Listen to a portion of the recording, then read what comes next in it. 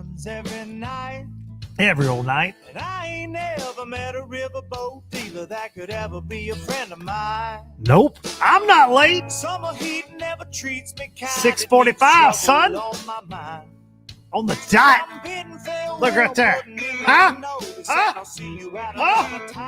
Y'all sing. This highway does not know my name, and I don't nope. care. No, I don't care. No, that's not my mug shot in that thumbnail. I've got one somewhere, though. For another place, and I got 3 good tires and a spare.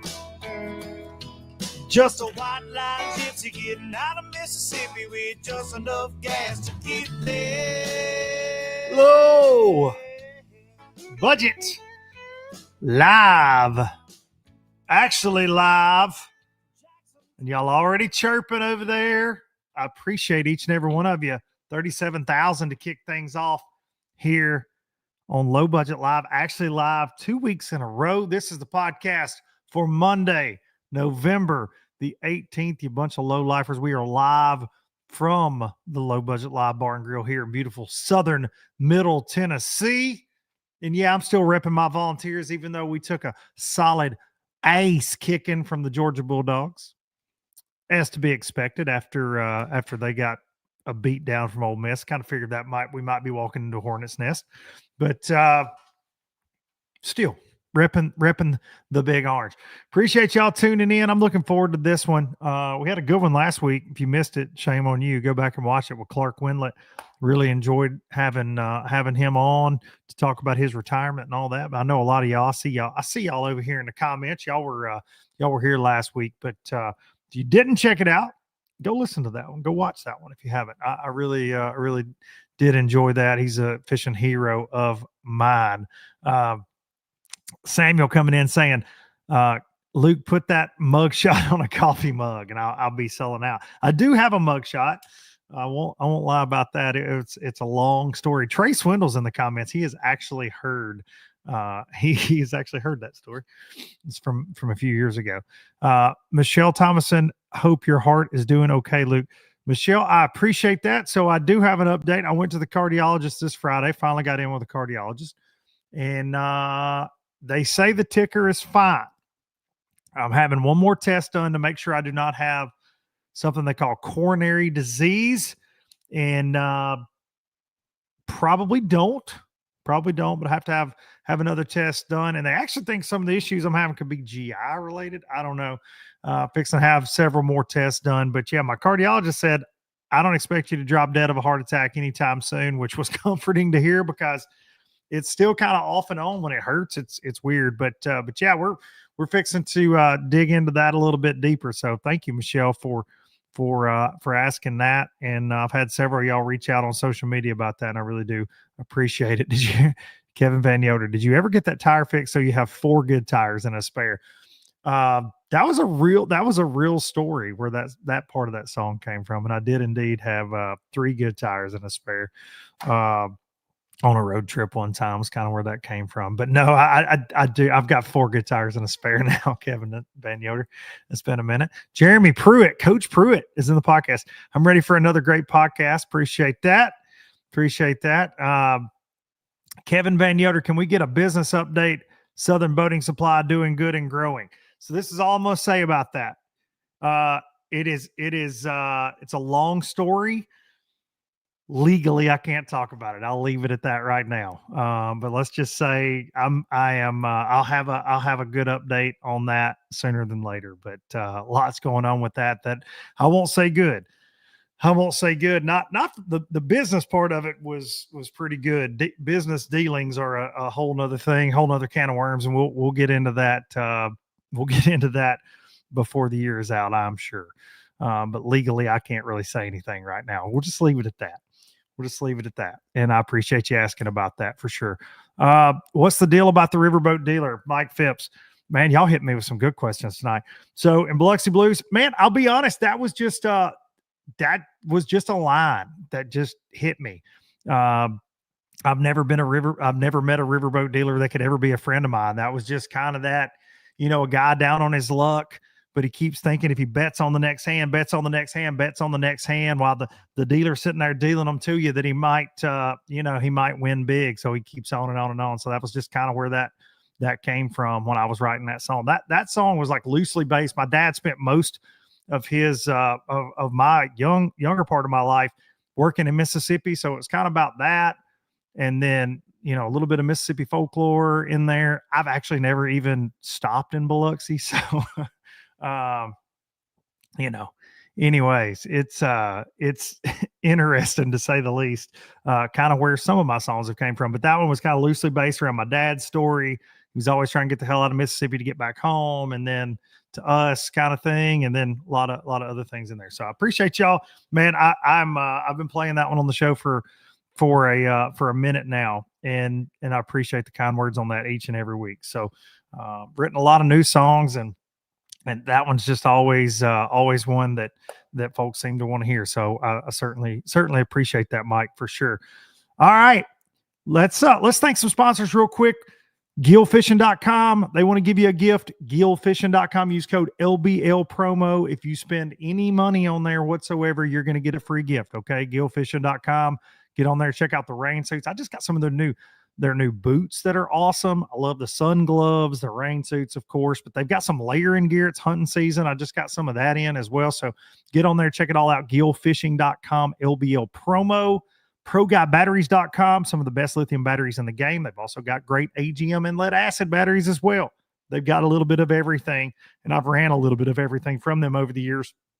Running pretty much an all lithium setup right now, but ProGuyBatteries.com, LBL10. That's how you get a discount there. And last but not least, this week, hang the banner. Express Boats, mine is for sale. If you are interested or you know someone that's interested, my X21 Pro LE with a Yamaha show on the back, 96-inch beam, more tackle storage than you can shake a stick at. Fastest hole shot in the game, in my opinion. That thing screams out of the hole. Express Boats, building excitement since 1966. All right. Reed is in Biloxi. What's up, Reed? Play wagon wheel. Noah coming in hot. You leave me alone, Noah Dickinson, with your wagon wheel request. He knows my wagon wheel stories.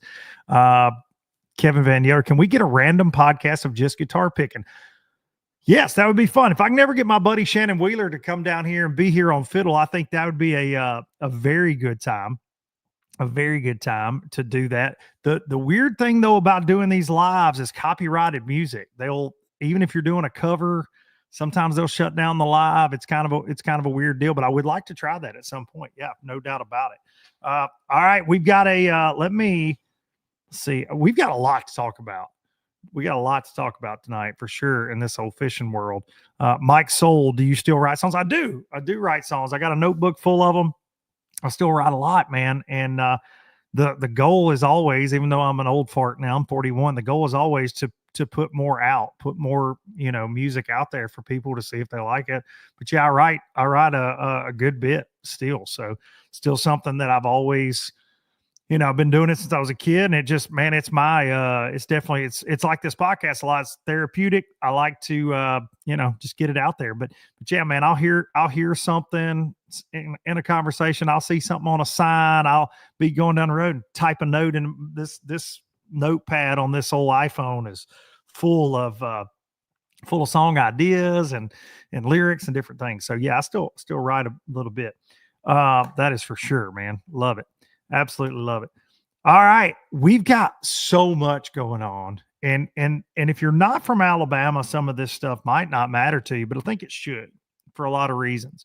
And we're going to get into this with our guest as well when he gets on here, because I know he's got opinions on it too. But before he joins us here in just a little bit, first things first, cheater alert, cheater alert, cheater alert. There's a man named Curtis Sanders. And if you know him, throw a rock at him. I bet some old boy down around West Point Lake's probably going to stomp the crap out of him anyways, but seems to be an older gentleman.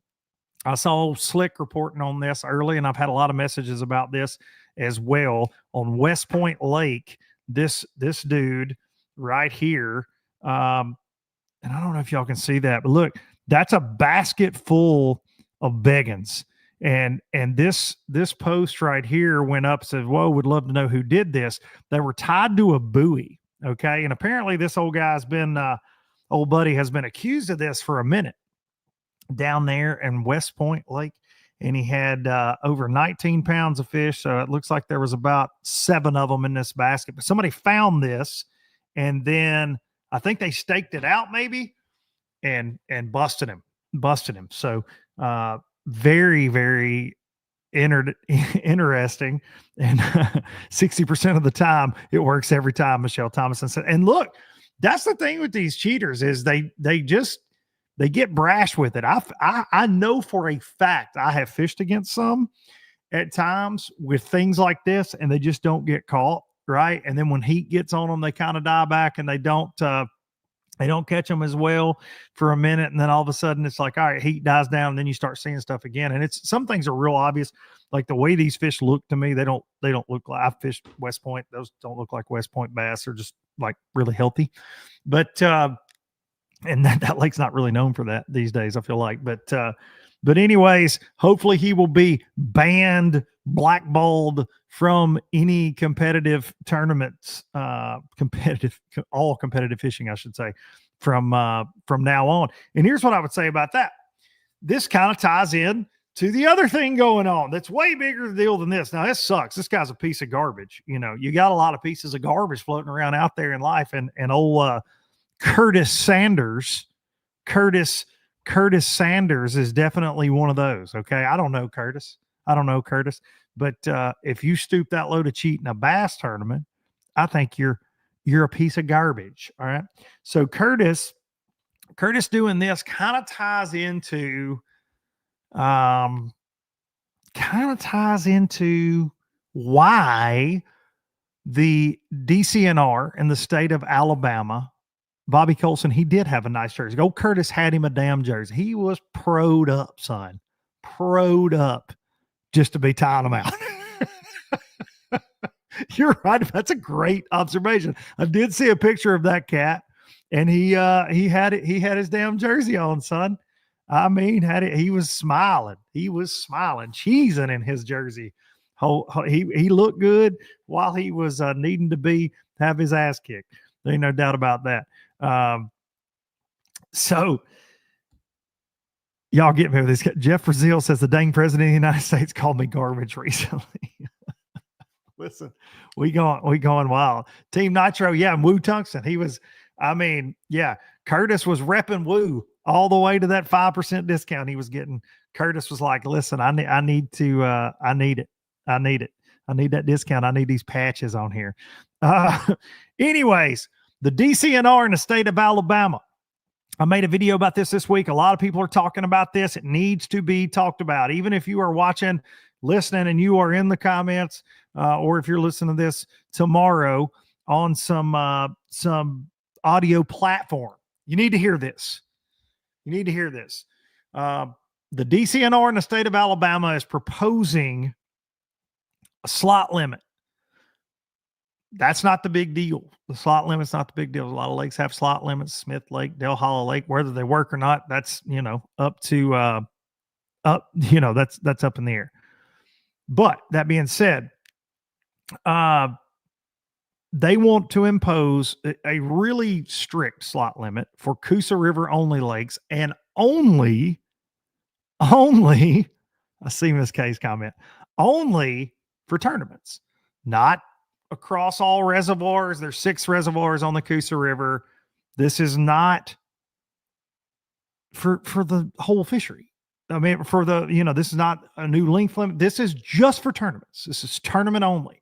When I made a video about it this week, I said it is an attack on our way of life. It is an attack on tournament fishing, and it is indeed. There's no other way to look at it but that. Miss Kay Donaldson joined us in the chat. She's probably taking a sip of something other than y'all sweet tea, because I make her unbelievably nervous, I'm sure.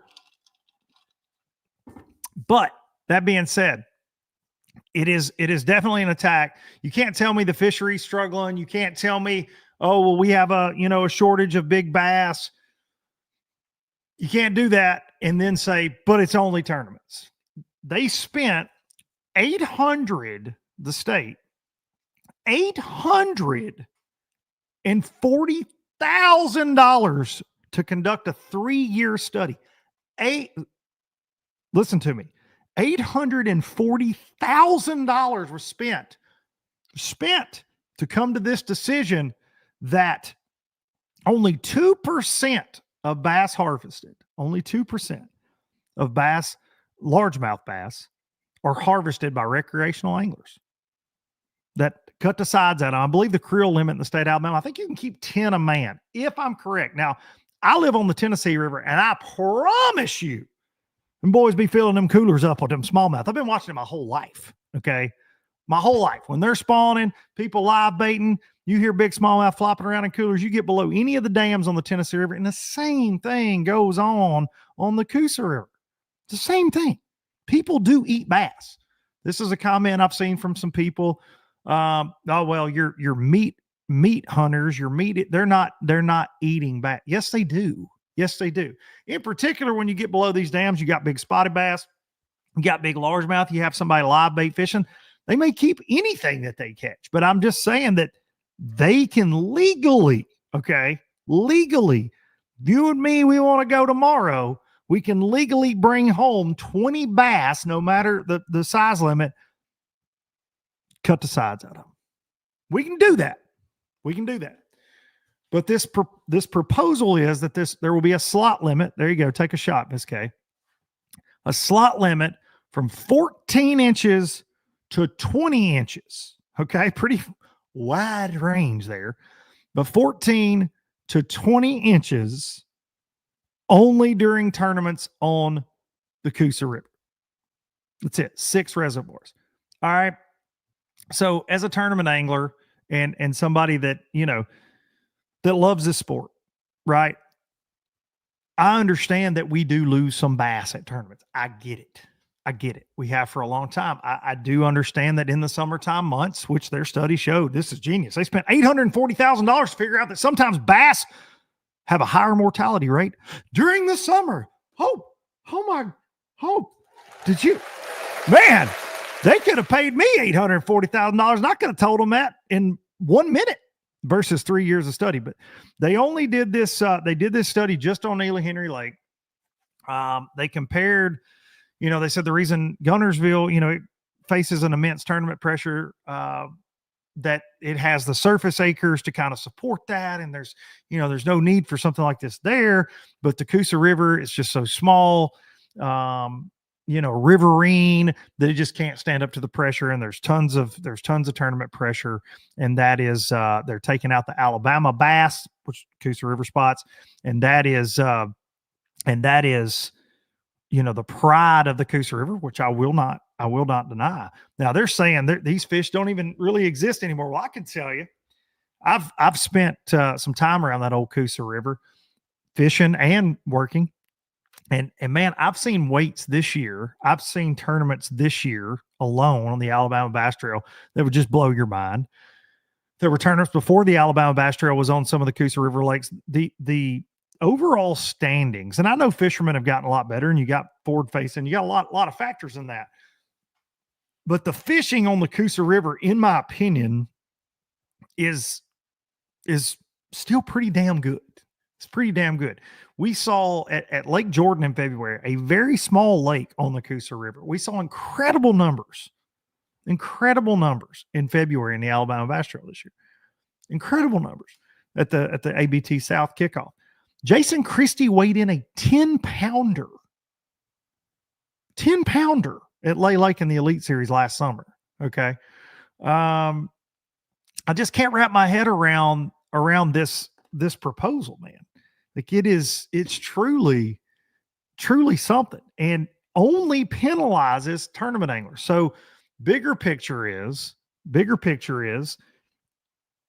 it is definitely trying to put a chokehold on tournaments. Here's the problem. This is not just going to happen to the Coosa River, in my opinion. If they can get away with doing something this asinine on the Coosa River, this will happen on Guntersville, or potentially it can happen on Pickwick. It can happen on Smith Lake, which they've already got a slot limit there, but they can do this to make these lakes so unattractive to having a bass tournament to try to drive, and that's all it is, to try to drive tournaments away. The economic impact, and Miss K can probably comment on this if she's still listening, if she hasn't ran out of here. The economic impact of tournaments in the state of Alabama, and she knows this very well, is millions and millions and I'm not talking Alabama Bass Trail. I'm talking about all tournament trails combined. But just the Alabama Bass Trail alone is fantastic. But millions and millions and millions and millions and millions of dollars. These towns along the Coosa River, they need tournaments. You take a place like Lincoln, Alabama, Oxford, Alabama, Logan Martin, had several major tournaments this year, right? Other than they're right by Talladega, so they see a lot of a boost in tourism dollars around Talladega, the time, during the races and whatnot. Their second biggest moneymaker is tournament bass fishing. Tournament bass fishing, which the state of Alabama gets sales tax money off of. You get license fees, so many things. Here we go. Miss Kay Donaldson from the Alabama Bass Trail. $10 million a year generated by the Alabama Bass Trail to the state of Alabama, to these towns, by tournaments. By tournaments, okay? So this is an attack on tournaments. Now, I do want to Topwater Mafia coming in. Lake Fork does it, and they still have tournaments that work. I do agree with that somewhat, even though those tournaments are less than desirable. I would say you don't see a lot of big trails go there, in my opinion, other than bass. And they do the catch, weigh, release thing there because they can make it work with a small field in that that's a one-off for them. But Fork is one body of water. A lot of lakes in Florida have slot limits that you actually get exemptions for the tournaments. Like Smith Lake, sometimes you can get an exemption during a tournament at Smith Lake for their slot limit. I've seen that in FLWs, seen it in Bass Opens. And I think, a bigger minimum, I think Noah Dickinson just said that, a 16-inch largemouth, Wedowee Lake, fantastic lake, 16-inch largemouth. They got a lot of giants in that place. Maybe make a higher minimum, but their study claims, and I'm going to pull it up. I'm going to miss some comments here for a minute, but let me just read a couple things here. Let me pull something up. So this is included in the study, but tournament anglers target the largest fish. Well, yep. They can in an effort to have the heaviest weight and win large prizes. So as an example, the relative abundance of 19-inch and 20-inch bass caught by Neely Tannery tournament anglers was almost 4 times greater than their relative abundance in the population. Females of both species were disproportionately selected because we just go for those females. Obviously, females are bigger, but we're not going, man, I hope we just only catch females. I mean, maybe, I guess we say big mama a lot. Maybe that's where they get this. Females of both species were disproportionately selected by tournament anglers because they are heavier than males at all sizes. Because the maximum size of males is generally limited to about 18 inches equals 3 pounds. Therefore, to accumulate the heaviest weight possible, competitors weighed in 50% more females than males. Not all of them. This disparity was greatest among bass older than age 6, where nearly 70% of all bass weighed in during tournaments were females. This resulted in female bass suffering higher rates of tournament mortality. Now, it says, finally, it's estimated that approximately 70% of the total tournament-related mortality is being caused by competitors who do not have enough weight to earn any prizes. So they're trying to say, because these tournament trails out here, they have championships and different things, because you're not going to get a check, you shouldn't weigh in.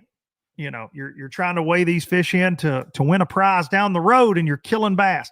Like, this is I will never argue that bass do not die during tournaments, but I will also go to what Kay Donaldson and the Alabama Bass Trail do. A 1 pound dead fish penalty. And you can only weigh in one. And you can't cull a dead fish. So that is an effort in conservation. Period, end of story. I've worked a ton of her events. I see it. These anglers, tournament anglers, take better care of bass than they do their own kids. Okay. And sometimes you lose one. It happens. But tournament anglers take every precaution. They just do. Most. I won't say all, but most. They do. So the fact that, again, I can go out and load up my boat with 20 of them as long as it's me and my buddy, and I can cut the sides out of them no matter if they're 14, 19, or 25 inches. It doesn't matter. But a tournament angler, which is catch and release, it is intended to be catch and release. And they talk about, mortality after the fact, whatever. I think if that mortality rate was as high as they are trying to claim, and I forget what the percentage is that they're trying to say, it's a large percentage. If that mortality rate was indeed that high, wouldn't we see bass floating everywhere? Wouldn't we see that? Right? Like, that's my thing. I'm not a biologist. I didn't even stay at a Holiday Inn Express last night. So I don't know what I'm talking about, but I can 45%, Kay Donaldson in the comments. Thank you, Miss Kay. 45%. They're saying almost 50. Listen, that almost 50% of bass in this $840,000 study, that almost 50% of the bass died after weigh-in. That almost 50% of all tournament bass. Like, dude, this is bananas. Now, I will say this. It does, it proposes it's a lot to read. And our guest just popped up here as well. But the recommendations, we recommend a 14 to 20 inch protective slot limit for all black bass during tournaments utilizing live weigh-ins on all 6 Coosa River reservoirs: Weiss, Neely, Henry, Logan Martin, Lay, Mitchell, and Jordan. Okay. This regulation has been discussed and supported by WFF law enforcement section. There would be no need for its conservation officers to distinguish between tournament and recreational anglers on the water because it could be easily enforced at the time of weigh-in. So not only do they want to propose this, they're also going to sit there and write freaking tickets at weigh-ins. That'll be fun.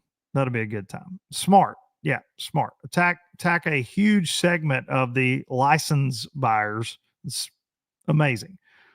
They do say that BPT format catch, weigh, release is amazing. The reason that will not work at the team tournament environment is insert Curtis Sanders' name into this. See, I told you I'd get back to it. Curtis Sanders, who just got caught with a basket of fish. If Curtis and his old buddy were out there and you're doing catch, weigh, release, you trusting Curtis to tell you what weight he had? I'm not. I'm not. And if you don't think shenanigans go on in team tournaments, sometimes they definitely can. So I've said that is not a sustainable or feasible format for team tournaments. It's just not. So there we go.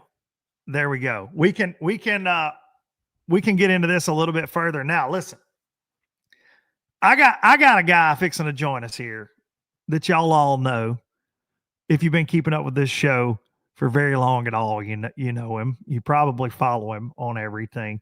This is one of my best friends in life. He helped me start this show. Probably doesn't get enough credit for that, to be honest. He doesn't need a lot of credit in life, though. He gets enough. He's doing big things, big boy things. But he definitely helped me start this show, him and my buddy Corey Williams, Big C. We started this thing together 7 years ago. Hard to believe. When we were all working at TH Marine.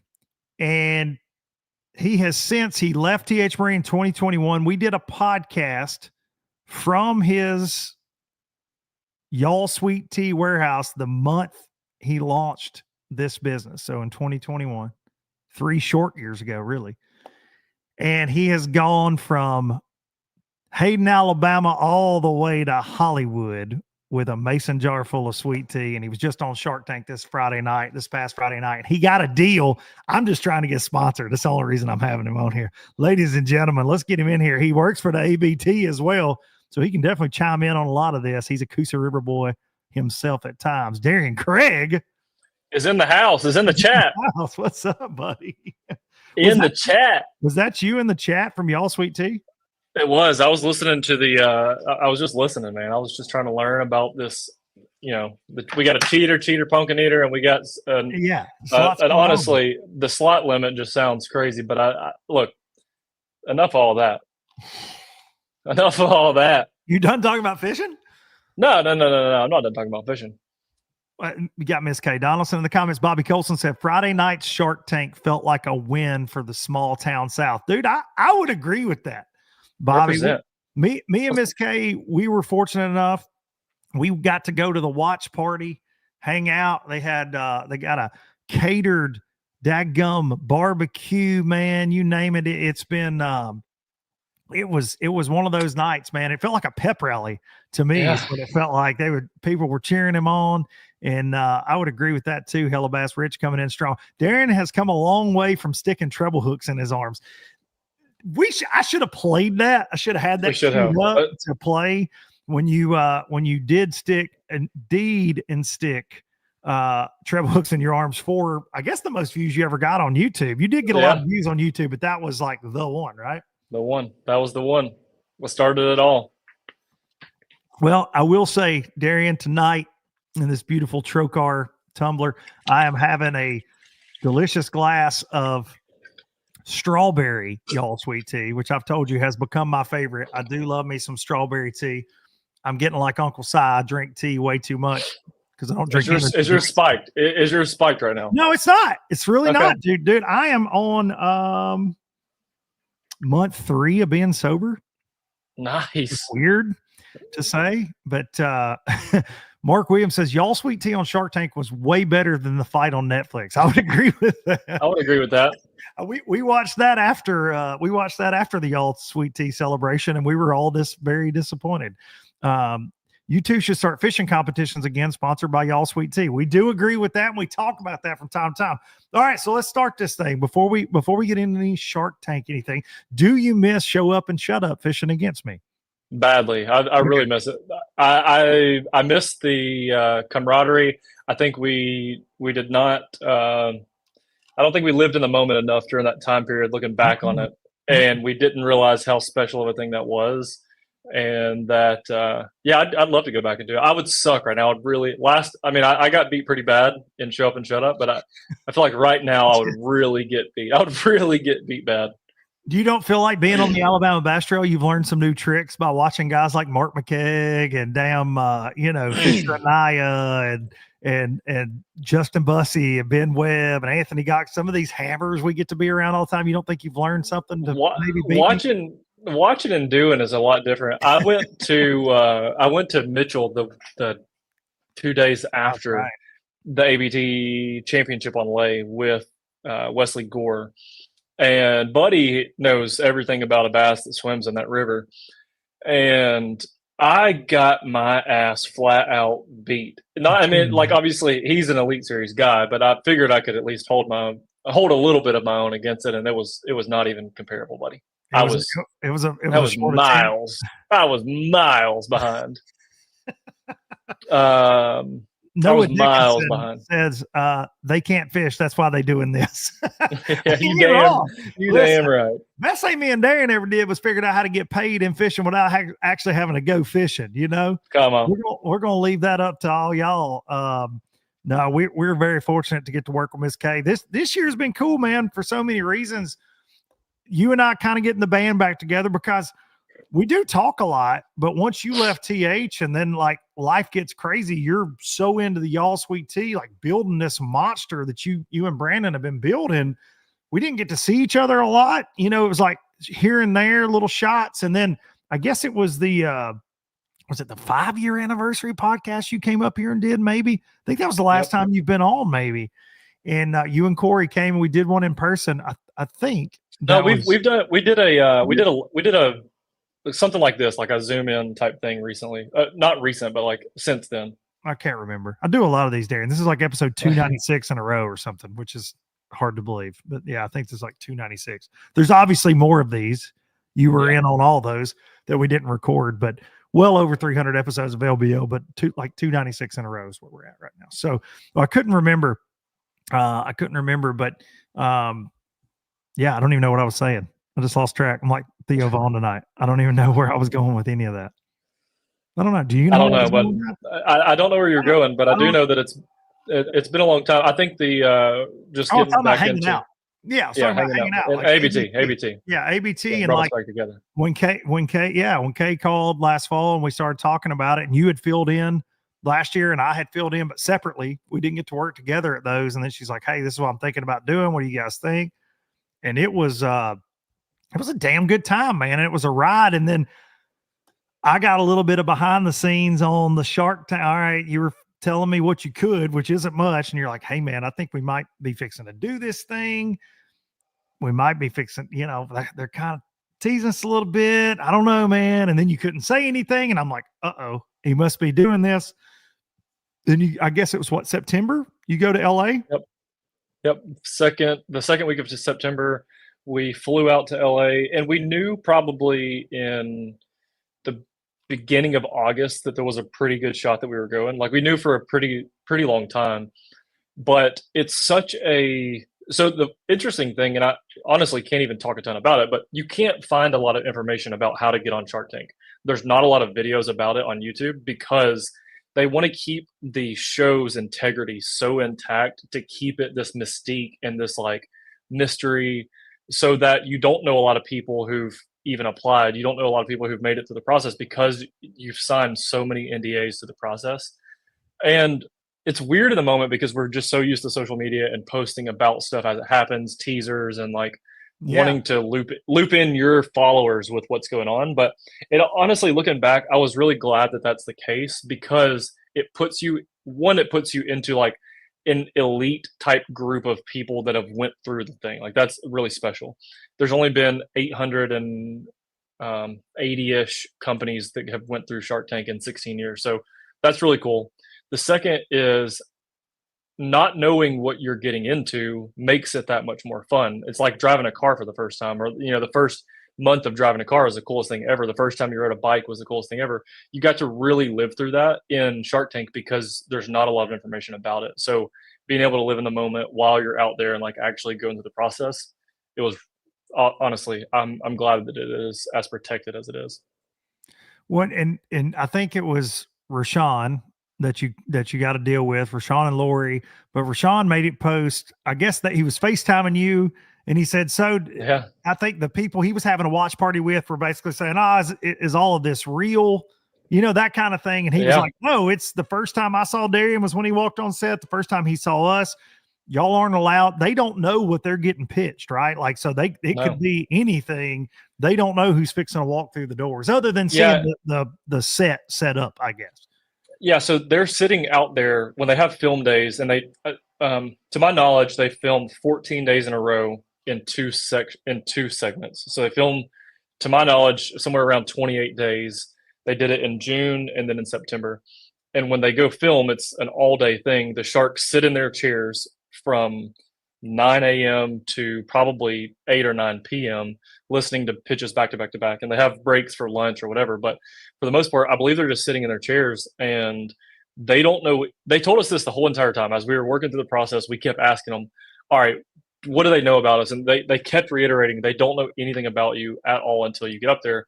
But like you said, they do see them setting your setup. But like, for example, Mark Cuban, he's worth $7 billion and he's got a massive team. So like his squad is deep, and they're all, so as soon as an episode ends or a pitch ends, dude, he had 15 people around him, makeup people bringing him food, people bringing him drinks. Not paying attention to what's coming up next. He's not paying. And I also think that probably matters to them because they don't want to see you setting this thing up. They want, we never set it up, but like they want to feel the moment too, I would imagine. So it was cool to be able to walk out and see them before. So you get to go like do a quick run through of your set right before you pitch. And that was the first moment that we actually saw the sharks over there. And dude, it was like the wildest. I just remember how pretty everyone was. Like they're so like, like just seeing a TV star. They're so like, they have makeup on obviously, but just everyone was just so pretty. Like I just remember that was the first thing I thought. Like y'all pretty. Y'all pretty. What? That's just what I remember. Oh, Barbara. I remember Barbara thinking she's pretty. Barb ducked out on your shit quick. Quick. She said, "I'm out. I don't like tea. I'm out." Yeah. She gonna regret it. Now you had a bidding war between Mr. Wonderful himself, Lori, and Rashawn, which got to make, because he's a tough cookie, man. Like I've watched the show a lot over the years, and I think that was the coolest thing for me watching it with all you guys Friday night was him being so into like your social media game and him being so into the brand, and he wanted a piece. He was like, I want in. And then Lori and Rashawn cut a deal. It was really, really, really cool for me. Obviously I'm like the proud big brother. You had Uncle G there, Gerald Swindle. Yeah, Miss K. You had all we were representing the fishing industry. We had our little table. We had our table.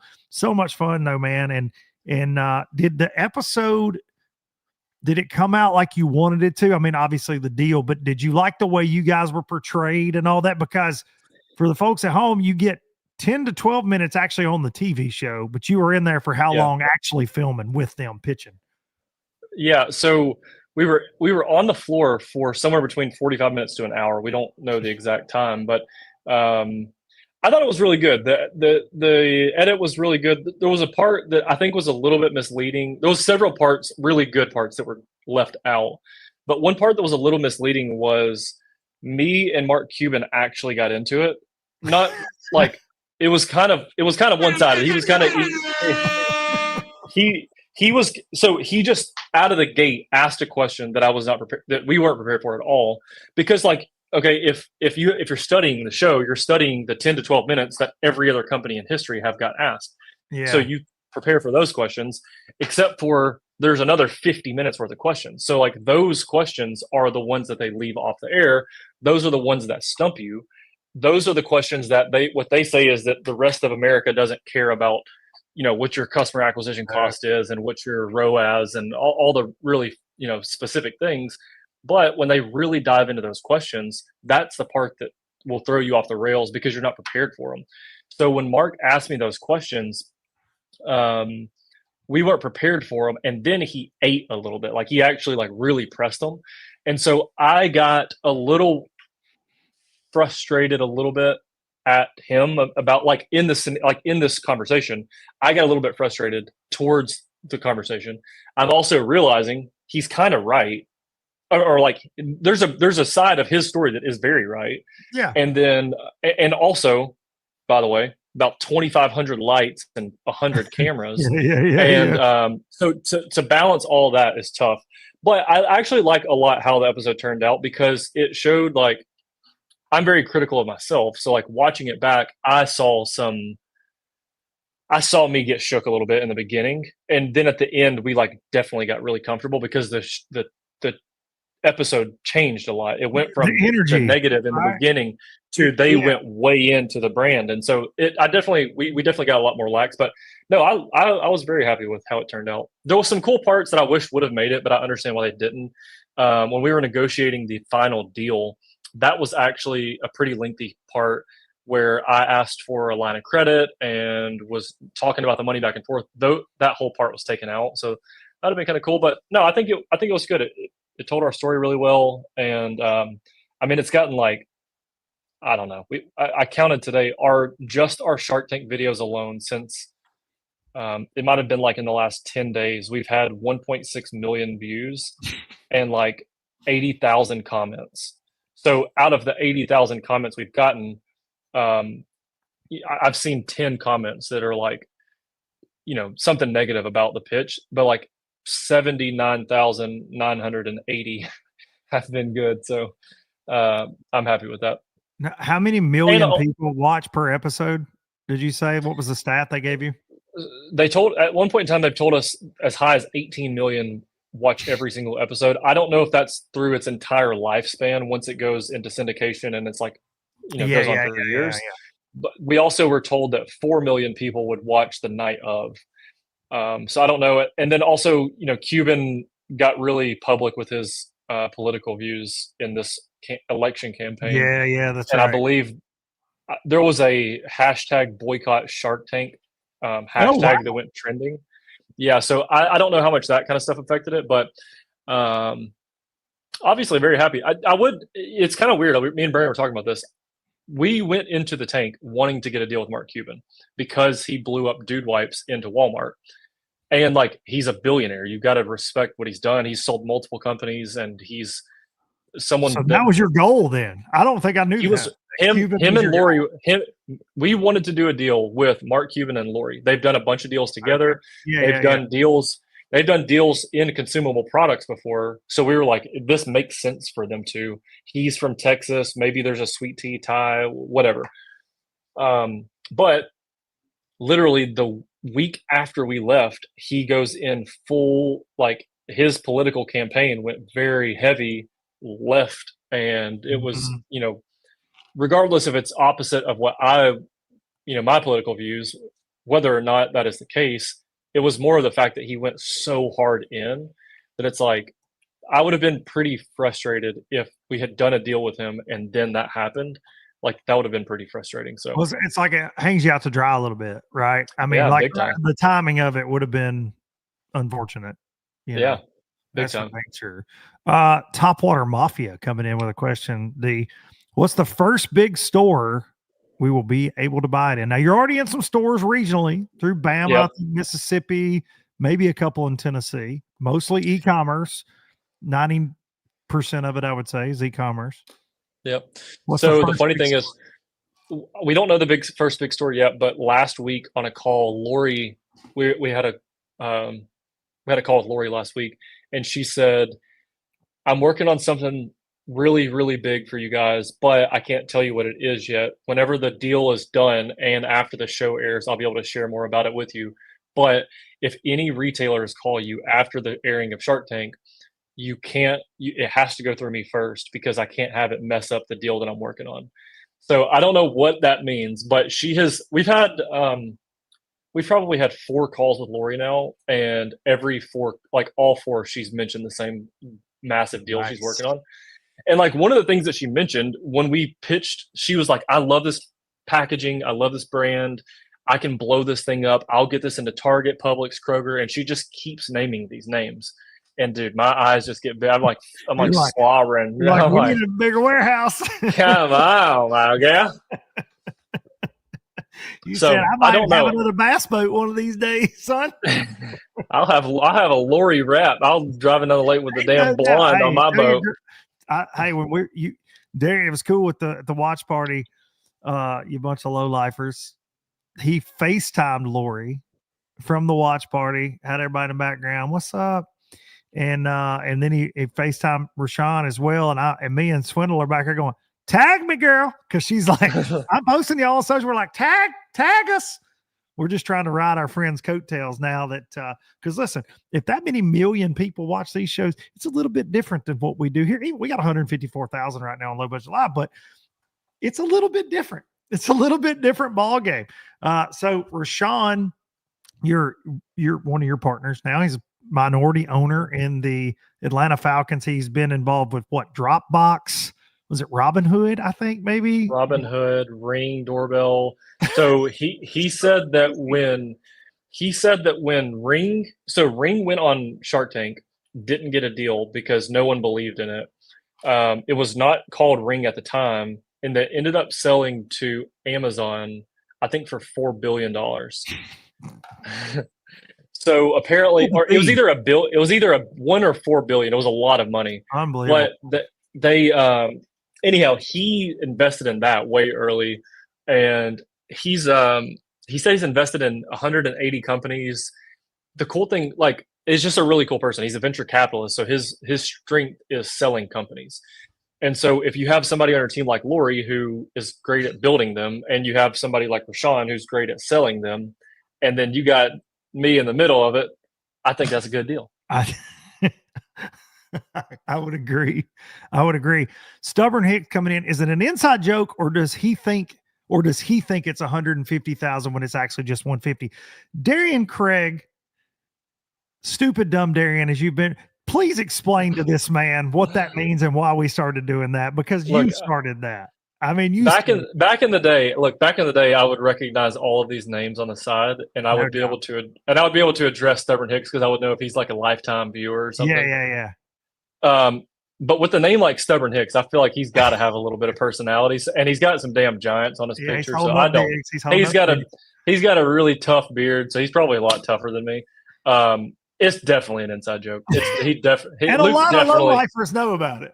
Okay. He knows. He's joking. He says, "I just figured it was an inside joke." I figured he did. No, I definitely don't think it's 150,000, bud. If there's hold on. If it was 150,000, I can promise y'all one thing: Luke's backdrop would look a lot different. There would be some monitors back there. We wouldn't have a damn T-shirt of John Cox on a hanger that came from a damn dry cleaner at some point. It's got felt on it. I don't even know what that's for. Hanging on this little metal thing. I ain't even got a nail, y'all. Stand. Yeah. He says he's the cream guy. He's the cream worm. He's right on. Cream worm. Oh, cream worm. I like it. Cream worm. Hold on. Now, I don't know if he's talking about the cream worms or if he's watching one of them movies. My granddaddy said, "Hey, son, get your ass out of there." I don't know what it is. We'll move on. Hey, we'll move on. Be specific. You gotta say cream. By the way, damn Albert, your granddad, Papa, one of my favorite humans roaming this earth. You got me last night with his Tennessee Vols joke. Lord have mercy. Top Water Mafia coming in. Kay Donaldson said, "Easy, D."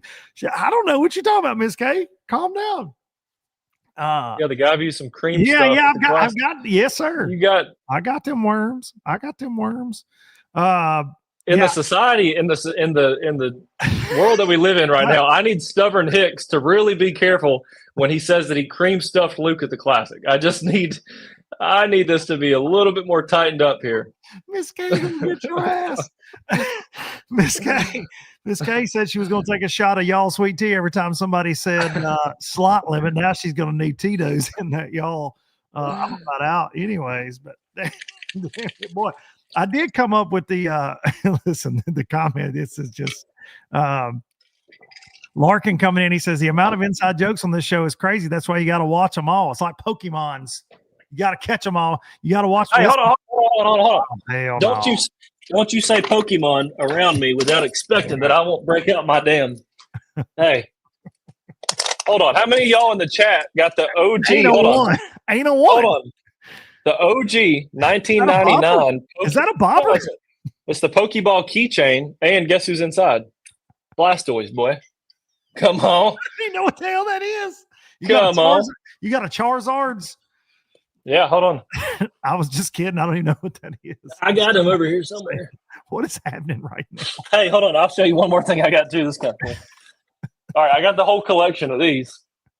For all the OG Pokemon nerds in here, I got the Burger King original Burger King Pokemon toy with Charizard. Look at that. Still sealed, son. I got the whole collection here. And inside each Pokeball, this is from Burger King, 1999. Inside, you got this gold-plated. Dude, I'm so glad you're married with kids on the way because you'll never get laid. Never get laid. You can't pull out your damn Pokemon balls, dude. Ain't no lady ever going like, "Oh, show me your Pokemons, Darren. Show me your Zapdos." What a long bill on that Zapdos you got there, son. Some of the greatest things that could ever happen on this show in my life. We've had so much fun. I don't know what's happening. You think you know somebody, and then he's pulling out toys. Come on. All I got is this. My dad got me this for Christmas. A little Macho Man. That's all I got to add to the show. Little old Macho Man and my Kool-Aid Man. All right, I'm gonna get more interesting the longer I watch. I got Entrepreneur, bass fisherman, redneck, Pokemon nerd and hilarious. Let me show you 2 more things I got. These are kind of cool. Do you have Lugia? I'm getting that question. I don't know what is that? I have a Logan Paul action figure in here too. Y'all, thanks for tuning in, man. Hold on. I got a Logan Paul. I bought this thing. Cream and Pokemon don't go together coming in the comments. Look at that. Freaking Logan Paul toy in here. What else I got? I hope some DT20s or something. No, I have no fishing stuff in here. Mainly just Pokemon stuff and the Logan Paul toy. Hey, I got a Shopify counter right there that's counting all of our orders. That's why you got the Pokemons. Yeah. Oh man! All right, back to what we were talking about. His ABT trophy to come out, Miss K. Yeah, Miss K. He don't even have that on display. Michelle Thomason said stop. Michelle and Kay, the female representatives of Low Budget Live tonight, say that you're not taken in life and that you maybe you're on one of these dating apps, and the man has Pokemons in his profile. Is he getting a call? I doubt it, or a swipe or whatever the shit. What just happened? Oh, show stop. I had to pull my collection out real quick. I would think, knowing you like I do, that with success there might be a chain. You got a chain, but I'm talking about like diamonds. I could see like a mason jar. Josh Butler in the comments. Fishing hero of yours, Josh Butler. Fishing hero of mine. He's an animal. He says no comment. He thought those were bobbers too, like I did, dude. Yeah, I have been with Josh Butler in the Gunnersville, Alabama rig heyday, and seen some fish get caught that people didn't even know lived there. I was watching a clip of Josh Butler earlier today from the Lake Martin Open. That man is trouble. He's just trouble. Bad news. He's just bad news to a bass. He's going to go to the Bassmaster Classic. Yeah. Hey, me and Josh Butler talked about doing a little something with Y'all Sweet Tea for the Classic. Getting a little film crew out there. Hayden, Alabama, represent. Josh, I'm glad you're getting something from Y'all Sweet Tea. I don't get nothing from damn Pokemons. He's fishing the damn Classic. You're fishing on whatever. I ain't fishing nothing. I'm carrying you on my shoulders at Alabama Bass Trails. Well, that's what I'm doing. I silenced both women with that question coming in the comments.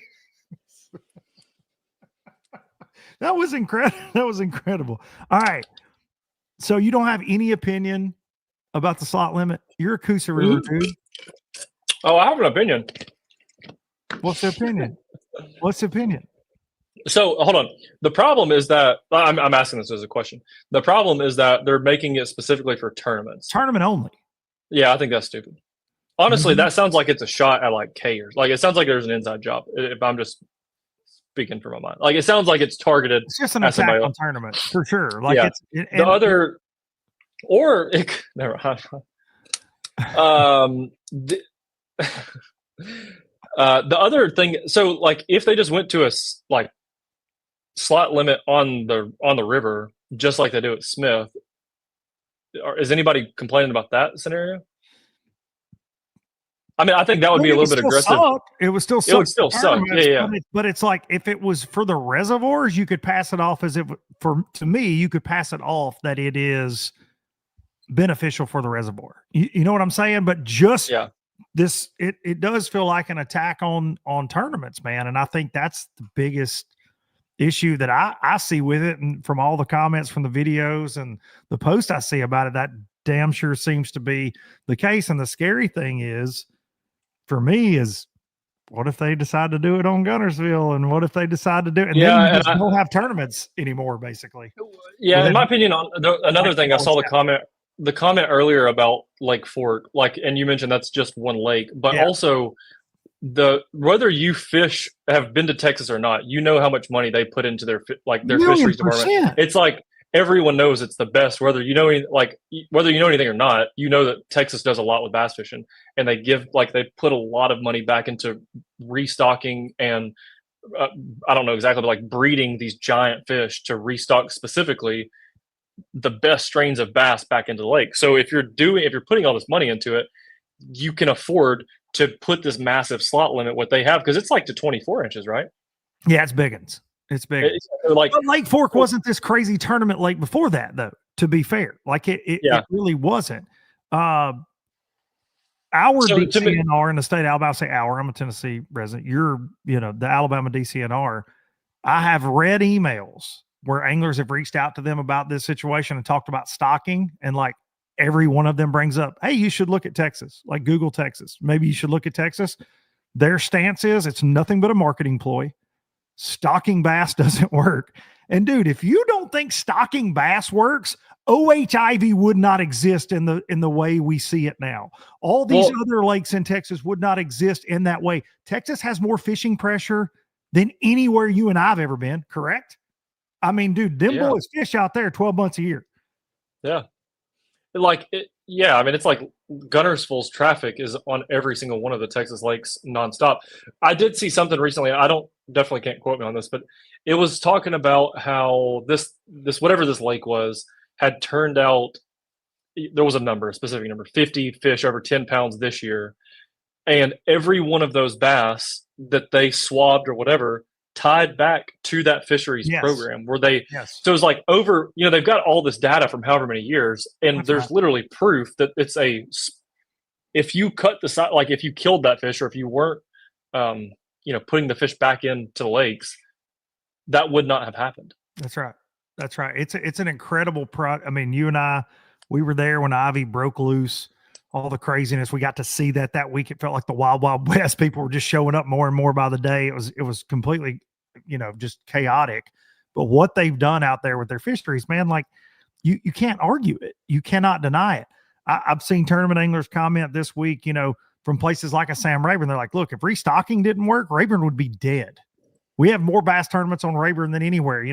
The grass will go away for a few years. Those fish don't have as many places to hide, different things. And restocking, the state of Texas restocks those lakes constantly. So, their stance is that restocking does not work. It will not work on the Coosa River. And to me, the Coosa River fisheries, other than big spots, and somebody like a Josh Butler in the comments or yourself, who's got a lot more tournament experience on the Coosa than I do, might disagree with this.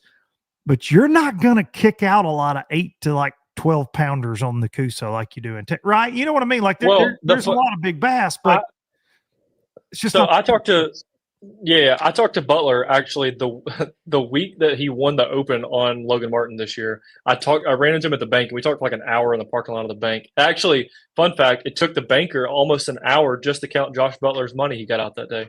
It's how much money Josh Butler has. But I said, are you going to win it at the dam? Because like Josh Butler, if you fished around him, he goes to the dam. Like whether you have been with him or not, he knows the concrete. And he said, dude, I haven't been there in a long time, but I don't think you can win it up there anymore.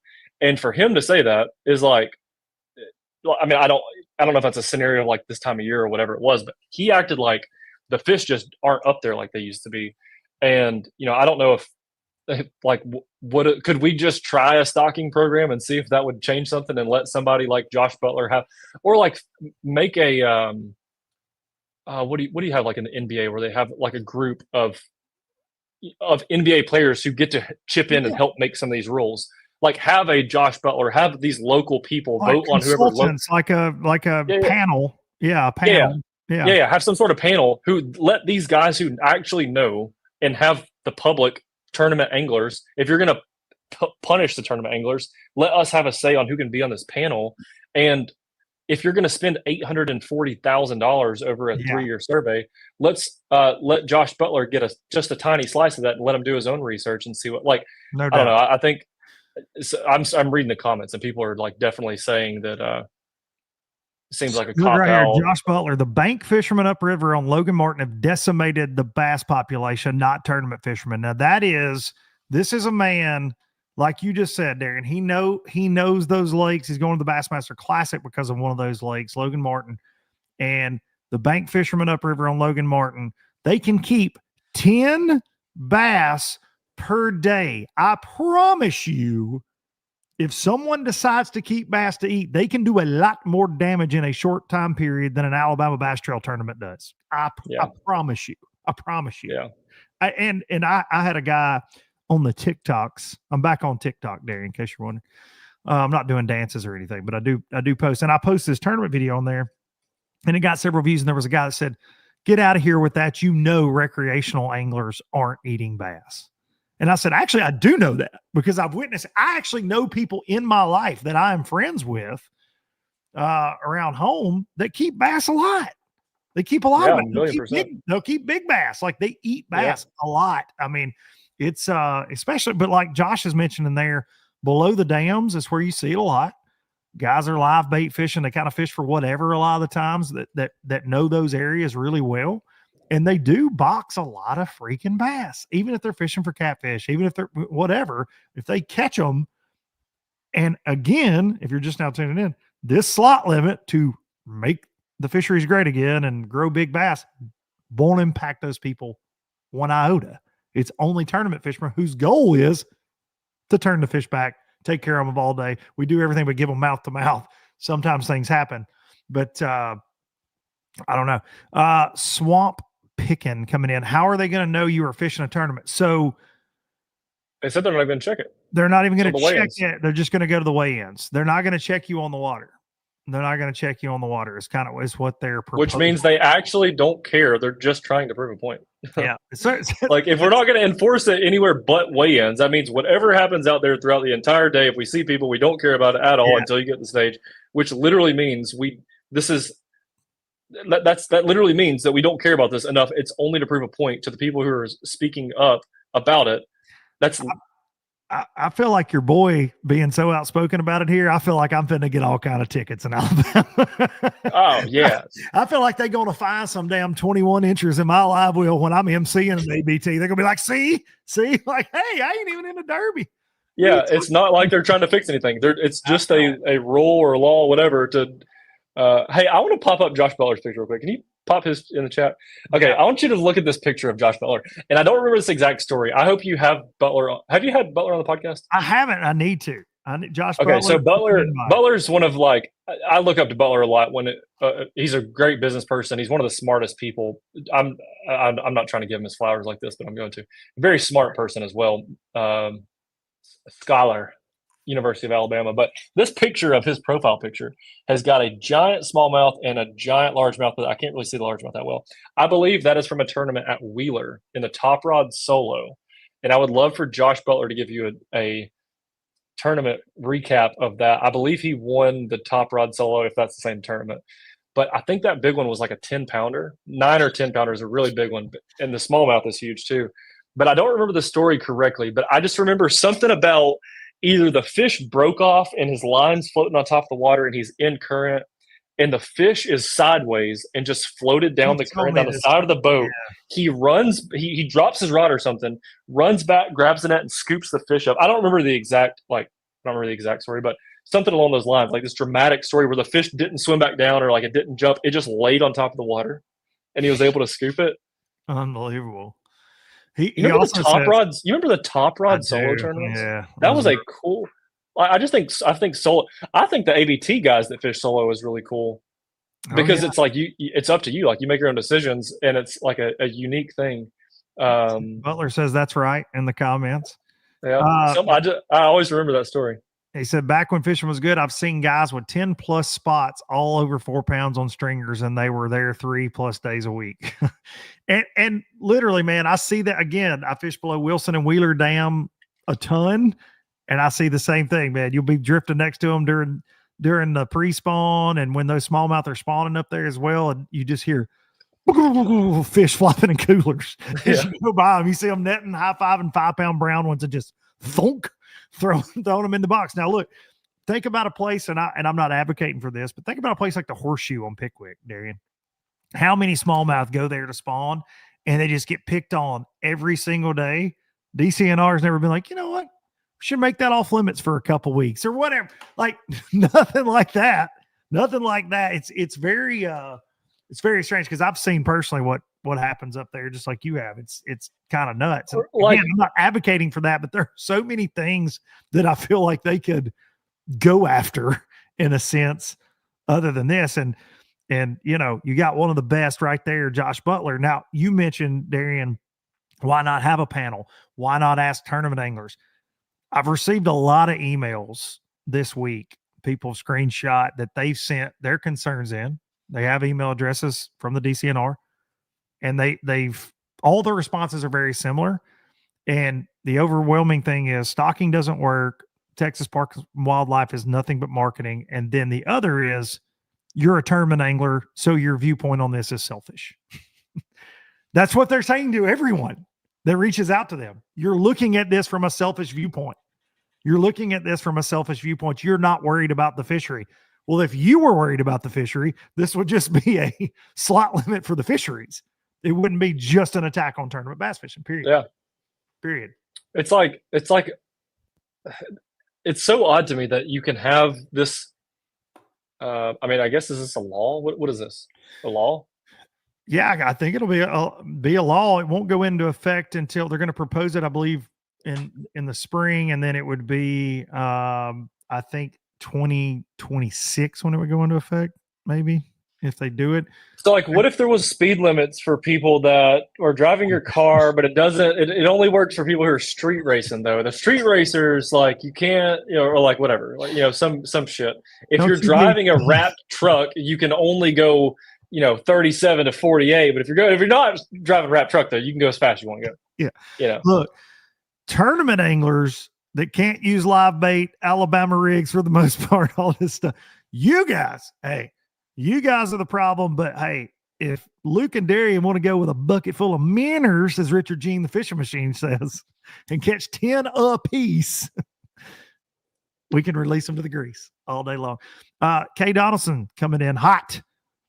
A 19.9-inch largemouth was weighed in on Weiss this weekend, and it was 464. How tough would it have been to throw that back? I fished tournaments on slot lakes. There's a little lake in West Tennessee I fished some tournaments on, and you can't weigh them between, I want to think it's like 15 and 22 or something. Like, it's a big slot, and you catch them in it a lot. And it is so frustrating because you can win with like 6 pounds, but then you're chunking 4-pounders back. You're like, what are we doing? What are we doing? Like, it just goes against everything that you've ever been taught. Because we're just it's so focusing on them big fat females. That's all we want, so we can kill them. They'll flip that, by the way. Yeah. Somebody from the DCNR will literally clip it now with my logo out of it. Cover my shit up when y'all clip it now. You're fixing to get so audited. Clip now. Y'all sweet tea from Shark Tank to bankruptcy tonight. Red Diamond is now the sponsor of LBL. Shout out to Milo's, the LBL sponsor. Has Darien Craig tax fraud in the state of Alabama? I'm sorry, D. I brought you right in. Just off subject a little bit. Now, if they even knew what this was, they would be like, no. Yeah. Oh, the Sharks would say stay away. No, the funny thing, just like slot limit is a random story. When you're fishing a slot limit lake, specifically Smith Lake for us, and you talk to, like, you're listening to Doc talk and everybody's talking about stuff, and you hear Craig Daniels saying, if anybody weighs in unders, they can't win with unders. Not even one under. You got to have all 5 overs. I'm like, damn it, I'm out of here. I'm like, I'm 100% weighing in 4 unders every single time. And here's the thing.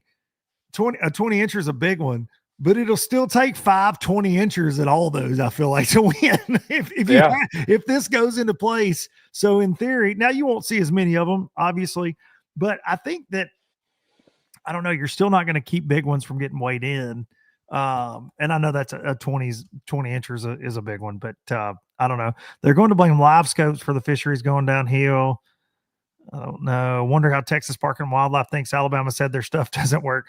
They're probably just, what they're probably doing? Hook 'em horns, brother. They're going hook them, and they're probably counting all their tourism money from the, I'm going to say, hundreds of thousands of people that they take the pilgrimage trip to Texas every year to try to catch giant bass. Like, yeah, they're not worried about Alabama's DCNR in that sense, because Alabama has one crown jewel lake that can compete kinda to Texas, and that's Guntersville, right? As far as size fish, I mean, obviously our fisheries are different. We got a lot of amazing lakes in Alabama. I'm saying, like, I promise you, Texas ain't worried about that trash talk. They're like, new phone, who this? Oh, it's Alabama again. Oh, never mind. Would you like to see some of our share lunker bass? I bet you would. Bet you wish you had them in the Coosa River. Pieces of garbage. That's probably what they're saying. And then they say hook them, like you said. I'm not going to say that again. Hook 'em horns. Go big orange. The real big orange. The real UT. Darien Craig. And I think I'm like thinking about somebody said Gville has nice walking trails. And eagles. They got some eagles and walking trails.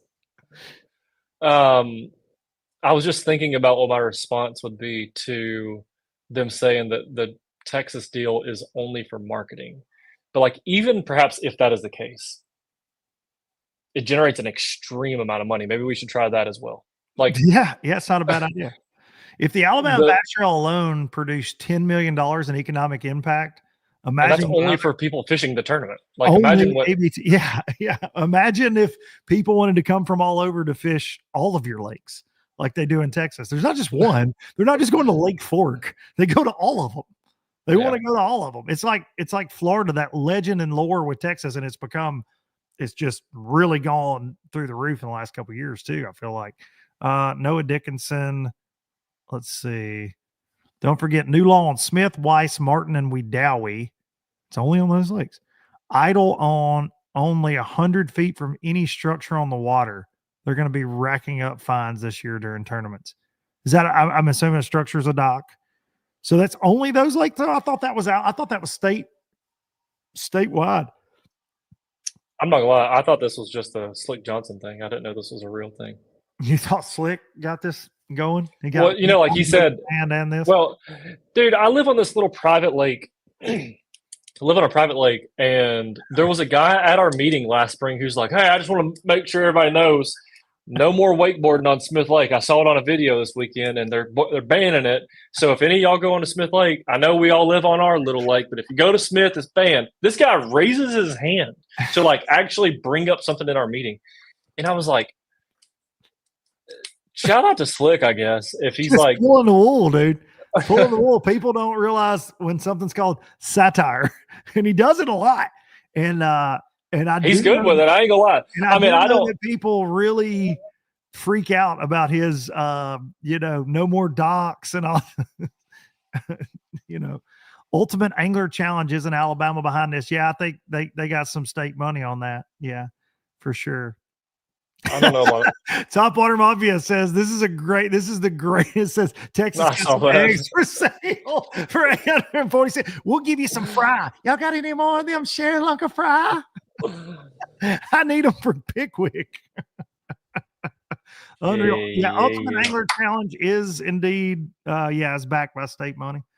On that. Well, yeah. I still don't know about that deal, but we'll see.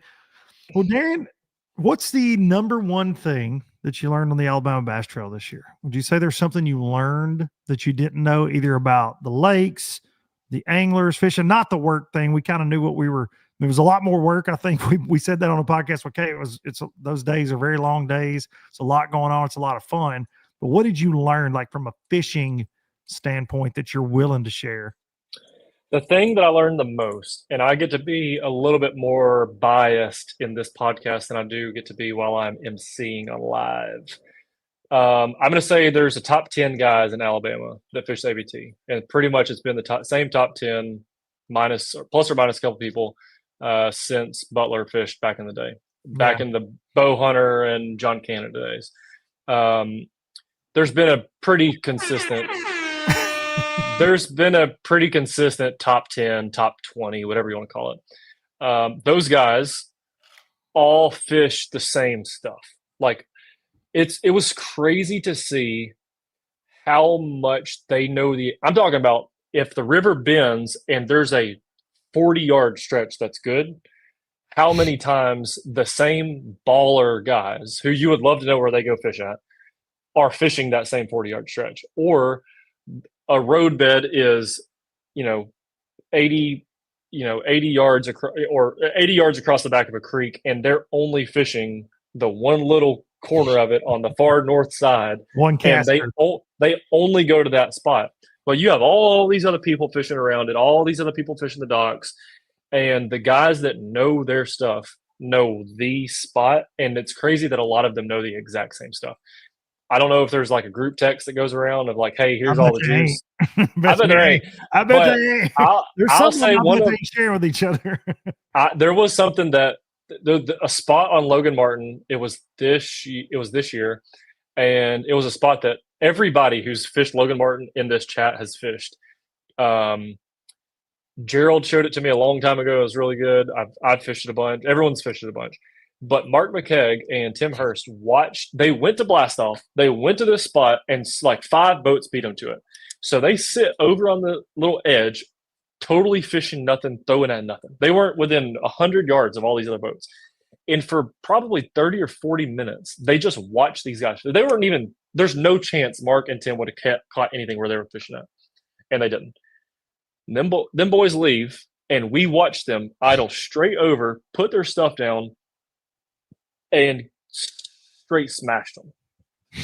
Fishing just a tiny bit different, a little bit in, but Mark and Tim didn't want all those other guys to see the cast. And dude, it was a straight slaying on live. And it was one of those moments where I just bit my tongue. I didn't want to like unveil what I had just seen happen. Yeah, man. But God almighty, it was wild. And we had a lot of those moments this year. Okay, that was one thing. There was another thing. There was a bait specifically for guys that are fishing the bank. I saw Damian Willis do it last year at Neely Henry when I covered one event. And then this year at Smith Lake, this year at Logan Martin. What is the balloons? What are the balloons? What was that? I really don't know. What was that? Dude, I didn't do anything. You made balloons go flying. If you're listening to this, there's a bait.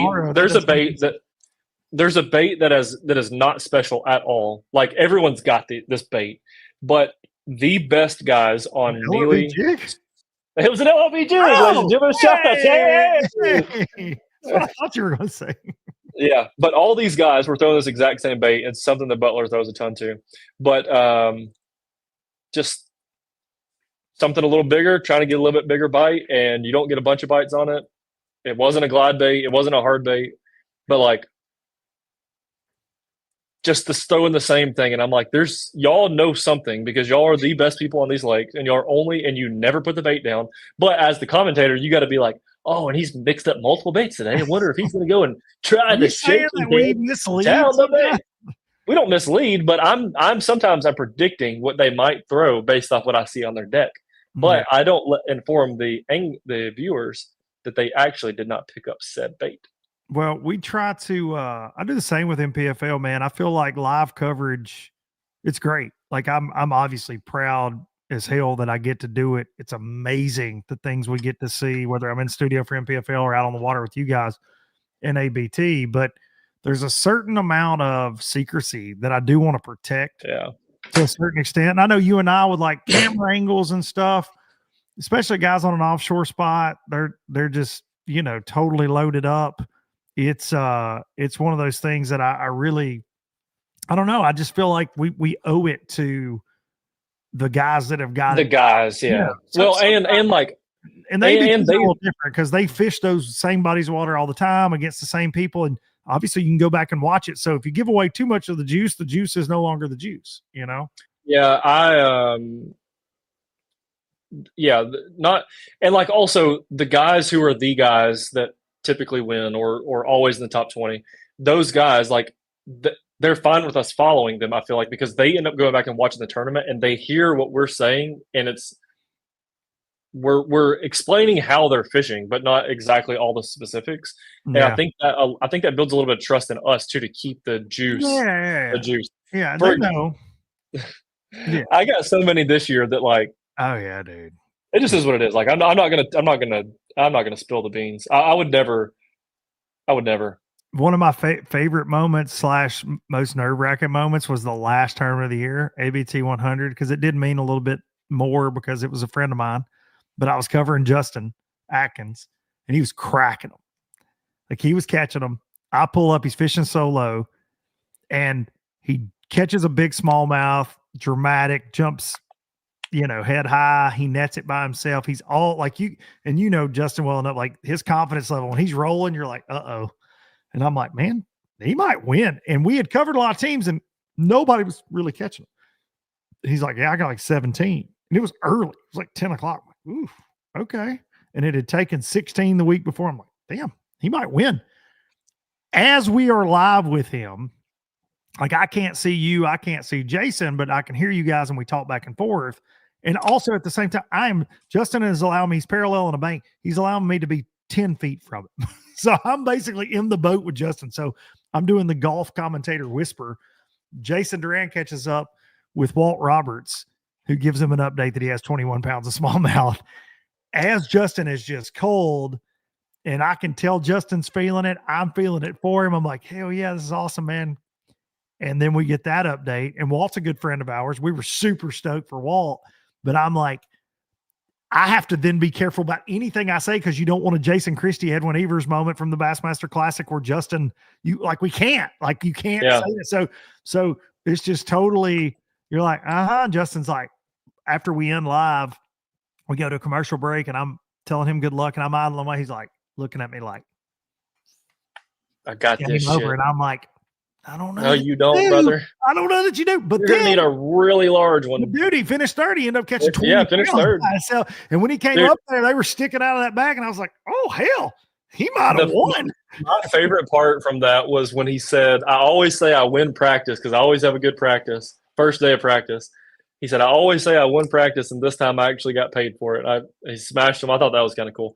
Yeah. Luke, I'm going to answer one more question, and then I'm going to jump off here. All right. Hey, listen, ladies and gentlemen, he's been bit by the sharks. I got some new stuff I gotta go shoot. Got real famous recently. Yeah, I know. He's gonna go do a podcast. My assistant saying you got to hurry up. Someone said, "Are you going to be able to?" Day, by the way, the day you get an assistant is the day I'm done. I know. I can't wait. Are you able to? Are you going to? Oh, hang on. I see it there. I'm going to answer two questions now. Are you going to be able to do the ABT next year with the Sharks keep you too busy? My plan 100% is to still do the ABT next year. The reason is because I get to be around fishing still. Obviously, I love it as much as I ever have, but I don't get to do it as much. I don't get to go practice. So to me, if I don't get to practice at least Thursday and Friday before a tournament and the weekend before, I feel like for me, I wouldn't be able to fish good on Saturday if I didn't practice at least 2 days. I can't practice 2 days anymore. I sucked in the ABT prior with freaking all the days of practice. So it was like, you dropped a 30-30. You dropped 30-30. We did win. Won one. You did win. But like over time, if it's not on Gunnersville, I don't like my odds. So it was like, this gets to keep me in the sport. I got to show up Friday night. I get to do my day job, spend time at home, and then go talk about fishing. And by the way, not have to make any decisions. My only decision is which person on this tracker who's catching them do I have to go to and just have fun watching. I actually enjoy it a lot more. Obviously, like when I went fishing, a few weeks ago, I think that was my first bass that I've caught this year, just a few weeks ago, which is the craziest thing to me. But anyhow, that's to answer that question. I plan on still doing it. I would love to sponsor bass fishing one day whenever we get our tea in a bottle. And so I've also been able to use the ABT as a learning, just watching from afar of what could we do if we sponsor tournaments, because I would love to be able to get Y'all Sweet Tea in a bottle in the hands of every single angler who's gone out on the water in the morning, whether it's, I pay attention to like the boat ramp times and how fast could we have a stand where somebody's handing out tea really quickly. I think about those kind of things a bunch when I'm there working the tournament. But I also just keep in mind, like, how would Y'all Sweet Tea benefit from sponsoring bass fishing? Because we've seen a lot of non-endemics over the years come in for 3 years and go right back out. Mm-hmm. So it's either A, the sport can't sustain the money that a non-endemic brings in, or B, their marketing is improper in coming into the sport. I think there's a little bit of both of that.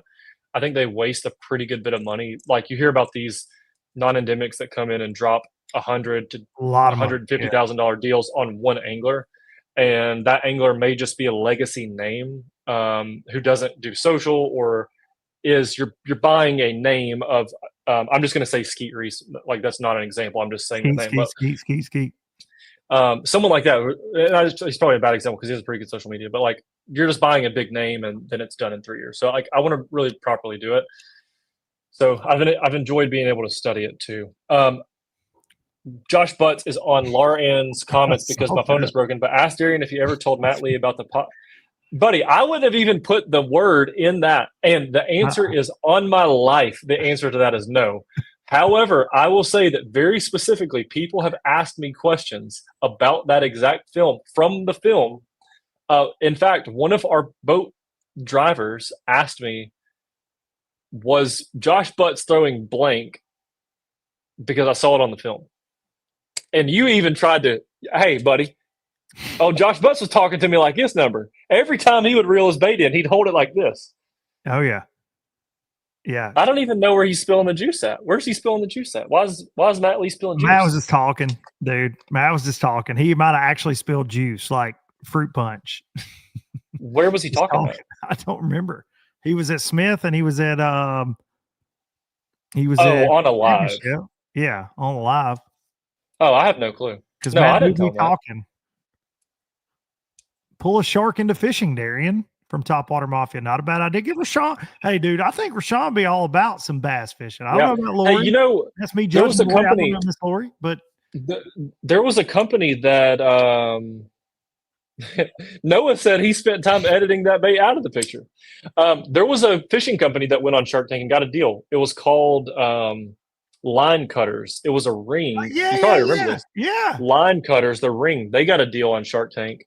And I actually looked into them while we were studying Shark Tank. And it looks like that probably didn't work out very well for them. I don't know a ton about Line Cutters. I remember they got big like in 2018, 19, 20. Yeah. They were, like I saw their name a bunch, but looks like they kind of I've seen that product actually built into like a line spooling station, which is pretty cool. I saw one of those earlier this year. There's a guy make it's not like a retail thing. It's for boat builders. I've seen it at a couple bass boat manufacturers actually. This year. It's kind of cool, but it had that line cutter built into it. That was pretty slick. Still love you, sweet tea, Willy Wonka. Josh Butts, it's almost time. We need a Duncan Butts plus Darien from the Y'all Sweet Tea headquarters. Butts, and every 25 minutes somebody has to take a shot and we do a challenge to see who takes the shot. Butts, I'm thinking Christmas episode, Duncan Butts Christmas. We go Y'all Sweet Tea. I don't even know what the timing is of that, but that's a good place for us to meet for Duncan Butts. We can broadcast right there from the Y'all Sweet Tea podcast studio. 4.0. 4.0. We can do it. All right. Darien, I appreciate you, buddy. I know you're like, I mean, listen, just can't even be stopped. You got people. I have seen at a Piggly Wiggly the amount of little old ladies that line up to meet the Darien and the Brandon. I'm proud of you. You know that. But I got to say it here for everybody so they know I'm not always giving you a hard time. I am very proud, man. And it was there was somebody cutting onions in there when you cut the deal for our whole table. Me and G were like, damn onions, man. I hate this. Because we've been knowing you a long time, man. And nobody doubted you. Me and your granddad were talking about that. If anybody he's like, this is so crazy. And I said, hell, would you expect anything different? Like, I mean, if you told me, I'm going to get on SpaceX with Elon Musk, like I'd be like, yeah, probably. Yeah, probably. Yeah. Real quick, getting some congratulations from Michelle, but Miss K chiming in. Got to close it out with this. You do got another announcement too. Yeah, we got one awesome little boy, Cannon. Yeah. The real Big C. And now we're going to have another little boy. And so now we're in the baby name battle, and so now we're just having a baby name conversation. I want to name him Kobe so bad, and Hannah says no, not Kobe. I said, all right, LeBron. Name him LeBron. If I can't name him, I'm joking about LeBron. I would think Kobe would be cool. Kobe would LeBron, be cool. LeBron. How about naming him Pikachu? How about naming that boy Pikachu? Charizard Craig. Name him Luke. Yeah, that would be amazing. You should. Damn. You should. Imagine. Imagine how pissed Corey would be if you named him. If I named my son Luke, I would spank the shit out of him every day just to do it. I swear to God. They would take my son away from me because I'd spank his ass every day. He's like, Dad, what did I do? Nothing. Now get your ass back in your room. I just remember what your name was.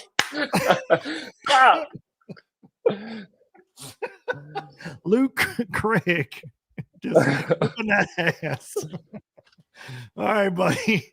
Go do whatever it is you do. I don't know. You're probably fixing to go do damn sit-ups and invest in the stock market. I don't know what it is that you do down there in that warehouse of yours. All right, ladies and gentlemen, if you're not following Y'all Sweet Tea, I'm sure you are. Go follow y'all. If you hadn't bought any, I highly suggest the strawberry will change your life. It's so good. Hey, let me your life. Watch what I'm gonna do something real quick, Luke. I saw this done on a stream recently. Oh gosh. Don't do something where you get to you're gonna embarrass me. No, I'm not. A few people are gonna use your code. Okay. This is not the name of my son, so I'm not gonna do this. But I just made a gift card. I just made a gift card for Y'all Sweet Tea. $25, so it gets you pretty much anything on the website you want. And the first person who uses it gets this. Says there's going to be one gift card. So whoever out of the chat will go use this gift card. If you're listening tomorrow, you're probably not going to get it. Tomorrow you're screwed. You're screwed tomorrow. Luke, how much longer are you going to be doing this live? For just a little bit longer. Just a little bit longer. Not. Do you want me to tell you? If I say the code right now, some people might leave because they might go to my website. Yeah, I'll do it at the very end. Text it to me. Text me what the code is.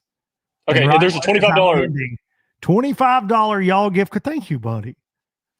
Just for being a low lifer. Just for being a low lifer. And you need to, that $25 will get you some strawberry tea. It'll get you some of his seasoning. I highly suggest Bama Burger. It is stupid good. Unreal. There you go. All right, you're the man. All right, tell Miss Hannah I said hello. I'll holler tomorrow. All right, hey, make sure you give that damn card to somebody. Don't use it yourself. All right. I know. Yeah, but I sent 34 people over there. Let's mark it up. All right, y'all. Darien Craig right there. We proud of him. Appreciate y'all hanging in there with us. The boy's doing big things. I've known Darien since he was in high school, got introduced to him through Gerald Swindle, and could not be more proud. Like, I just can't say that enough. It's, he and I were going to Ivy on a trip in February of 21 with some of that 6 Sense crew out there back then. And he had his MacBook in the passenger seat of my truck. And he was already preparing to leave TH Marine, and he was telling me the story about how he was going to do things. And he had this list of influencers that he was going to go after. And I'll never forget him kind of telling me the plan. He's like, man, these right here, if I could just figure out how to work with them, I really think it can help the business. And one of those was Mama Sue, who was with him on Shark Tank, man. And it gives me chills just saying that. And nobody sees how hard he works, because Darien will never let you. I mean, you don't get to see him sweat, to be honest. Like, he goes really hard in the paint, a lot of late nights, a lot of early mornings. And what they've done with that thing in 3 years is just crazy.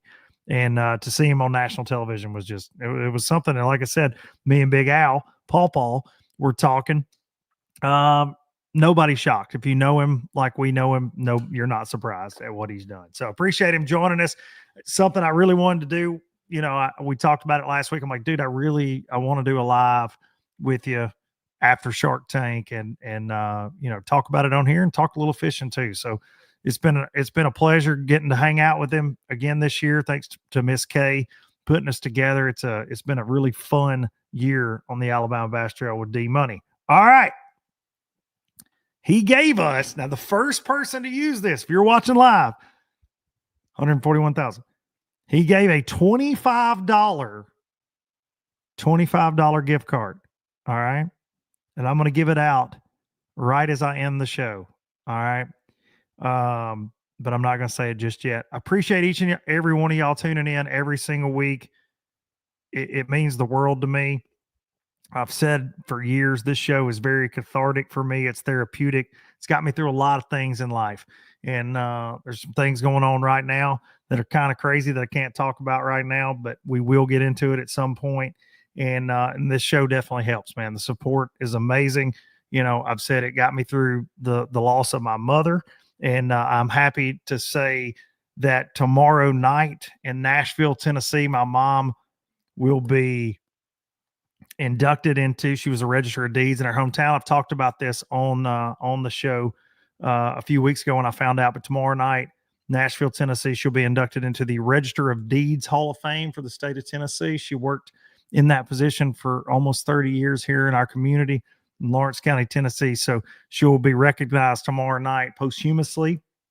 And me and my dad and my brother will get to be there to honor my mom tomorrow night. So something I wanted to share with you, low lifers, and it's going to be a very special night, be an emotional night, but it's going to be pretty damn special to watch a lot of people celebrate my mom yet again. So looking forward to that. But again, I appreciate each and every one of you. I'm going to take you out with Biloxi Blues, and you better get to y'allsweettea.com right now and use code all caps Luke D. Craig, CRAIG, for a $25 gift code. First one of y'all to get it to go through. There you go. Luke D. Craig. Thank y'all. Thanks to Darien. Y'all go buy some Y'all Sweet Tea. See ya. He's got diapers to buy. Thank y'all. That's right. Bring a butterfly. Hug your mama. See y'all. Any direction, Lord, I'll be fine. It don't matter east or west. North, south, wherever the wind blows, I'm leaving those burdens at rest. This highway, it does not know my name, and